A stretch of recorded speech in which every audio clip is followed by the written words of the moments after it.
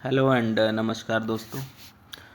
आज एक नया नोटिफिकेशन आया है राजस्थान स्टेट में for junior environmental engineer JEE की पोस्ट है। मतलब वही JN की पोस्ट है, इसके बराबर ही पोस्ट है। तो यहाँ पे टोटल 72 सीट्स आई हैं और 72 वैकेंसी के लिए ये जो है रिक्रूटमेंट होने वाला है। रिक्रूटमेंट की बात करूँ तो कल रात को 14 तारीख को डिटेल नोटिफिकेशन RSPCB की साइट पे है, जो कि आप खुद डाउनलोड करके देख सकते हो। अब सबसे पहले हम लोग वैकेंसी के बारे में बात करते हैं, डिटेल वैकेंसी के बारे में। देखो यहाँ पे जो वैकेंसी डिस्ट्रीब्यूशन है वो देख सकते हो। 72 वैकेंसी है जिसमें 25 जनरल मेल की है। ऐसे 7 जो है जनरल वुमेन की है, फिर विधवा, फिर परित्यक्ता ऐसे है। SC की देख सकते हो, जनरल मेल के लिए 7 वैकेंसी है, ST के लिए 5 वैकेंसी है, BC जो कि OBC होता है 8 वैकेंसी है, MBC यहाँ पे 3 वैकेंसी है, ये मेल की मैं बात कर रहा हूँ, और EWS के लिए आप देख सकते हो 5 वैकेंसी है। ठीक है, अब आगे बढ़ते हैं और कुछ और चीज़ों की बात करें तो यहाँ पे जो है अनुसूचित जो क्षेत्र होते हैं उसमें JEE की एक ही पोस्ट है। मतलब मैक्सिमम पोस्ट जो है नॉन TSP क्षेत्र में, जो कि 72 सीट्स है। ठीक है, अब थोड़ा सा मैं बात करता हूँ यहाँ पे शैक्षणिक योग्यता, मतलब क्वालिफिकेशन एजुकेशन की क्या रहने वाली है। यहाँ पे JEE की पोस्ट है, उसमें MTech ME degree in environmental engineering after BTech या BE degree in biotechnical chemical civil mining environmental textile from university by law India foreign, और first class BTech BE degree in any above branches of the engineering from university establish by law. मतलब आपके पास या तो BTech की हो सकती है या फिर MTech की एनवायरमेंट में हो सकती है, BTech में सिविल माइनिंग, इनमें BTech की डिग्री भी चल जाएगी। दूसरा सबसे इम्पोर्टेंट ये पॉइंट है कि यहाँ पे 60% मार्क्स मिनिमम होने चाहिए। उसी को हम क्या फर्स्ट क्लास जो है उसको कंसिडर करेंगे, और या फिर A क्लास कंसिडर करेंगे। तो 60% मार्क्स इम्पोर्टेंट है। अगर नहीं है तो फिर आपका वही है कि भाई बाहर कर देंगे बाद में। इससे अच्छा है कि कोई मतलब नहीं फॉर्म भरने का। फिर यहाँ पे ग्रेड पे है, जो आप देख सकते हो लेवल 10 है, जो कि सेम जो है जूनियर इंजीनियर की पोस्ट पे होता है राजस्थान की, लेवल 10 पे। ठीक है, फिर यही बोला गया है कि 2 साल तक ये जो है फिक्स पैसा मिलेगा, जो कि 23,000 22,000 जो भी होता है इतना ही मिलता है 2 साल तक। उसके बाद जो है वो बढ़ता है। ठीक है, आयु सीमा देख सकते हो 18 साल कम से कम, और 40 साल मैक्सिमम जो है एज हो सकती है। और ये दिनांक 1/1/2026 से आई थिंक इसको लिया गया है। हालांकि 1 वर्ष की एक्स्ट्रा जो है छूट भी दी गई है कि भाई एक्स्ट्रा छूट दे देते हैं, क्योंकि बीच में कोई और नोटिफिकेशन आया नहीं था। क्योंकि 2023 में हालांकि वैकेंसी आई थी एक बार, लेकिन अब नहीं आई है। तो इसकी 2023 की जो थी उसमें कट ऑफ थी, वो भी हम लोग बात करेंगे। आगे बढ़ते हैं। यहाँ पे देख सकते हो कुछ एक्स्ट्रा जो है आयु में छूट ऑलरेडी देख सकते हो। हालांकि वैसे भी 40 साल तक है, तो आपको चाहिए भी नहीं, वैसी बात तो है नहीं। फिर चयन प्रक्रिया देख सकते हो, यहाँ पे एक CBT एग्ज़ाम होगा, ऑनलाइन एग्ज़ाम होगा। ठीक है, उसके बाद जो है परीक्षा का स्थान वगैरह वही बता देंगे। परीक्षा की अवधि आवेदन की अवधि जो है 26/11/2025 से लेके 16/12/2025 12 बजे तक है।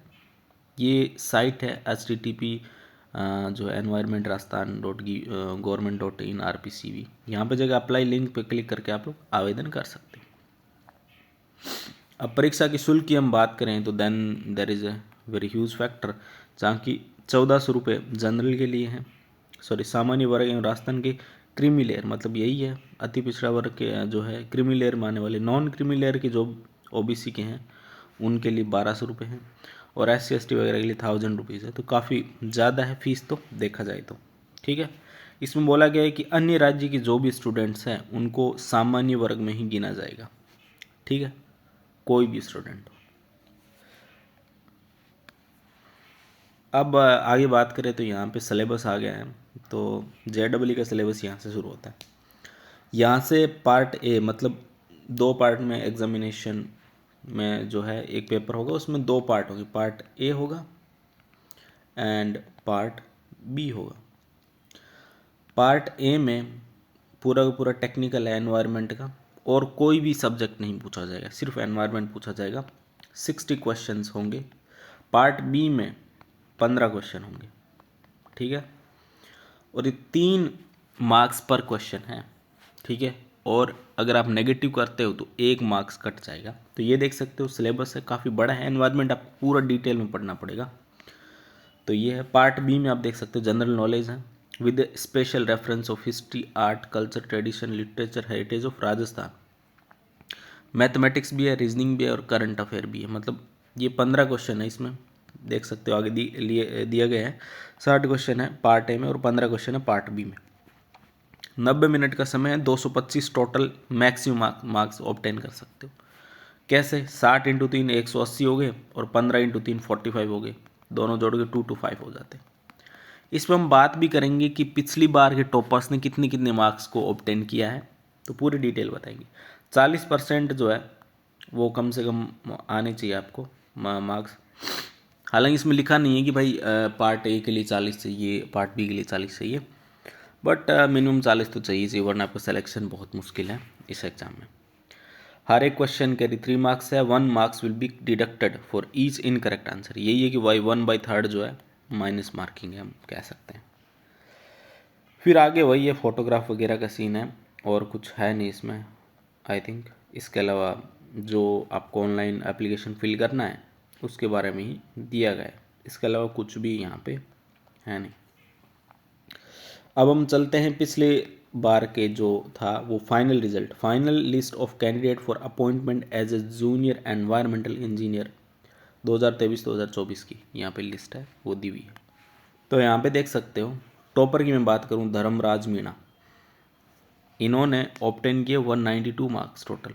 157 मार्क्स पार्ट ए में, 180 में से 157, और पार्ट बी में 35 मार्क्स 45 में से।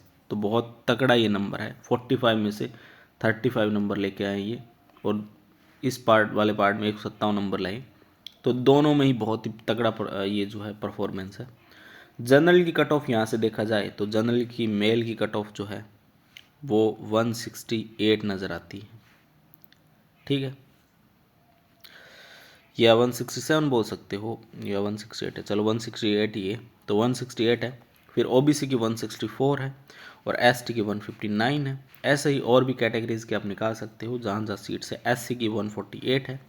तो यहाँ देखो 137 + 27 यहाँ पे आपको नजर आए टोटल मार्क्स इस लड़के के, सुनील मेहता के। तो ये है। एससी एसटी में देखो 128 मार्क्स पार्ट ए में है, पार्ट बी में 31 नंबर है, तो 159। मतलब ओवरऑल ये कहा जाएगा कि भाई 30 नंबर तुम्हें लाने ही पड़ेंगे 45 में से, ठीक है। और दूसरे में आप मान सकते हो भाई 140 नंबर लेके आओ, बढ़िया आपके लिए मौका रहेगा। सीट्स ऑलमोस्ट सेम ही है, ज़्यादा फर्क है नहीं। देखो 45 सीट्स है, लेकिन इस बार लोगों को क्या है पता है इस एग्ज़ाम के बारे में कि भाई ये जो एग्ज़ाम पहले, इस बार 72 सीट्स है, पहले 45 थी, लेकिन इस बार जो है पैटर्न पता लग जाता है ना, तो फिर जो है थोड़ा कट ऑफ भी बढ़ जाता है। तो ये कह सकते हैं कि कट ऑफ ऑलमोस्ट सेम रह सकता है अगर पैटर्न जो है सेम रहता है, और सिलेबस तो सेम है ही, डिफ़िकल्टी लेवल भी सेम रहता है, तो सेम ही रहने वाला है। चलो वीडियो फिलहाल इतना ही, थैंक यू वेरी मच।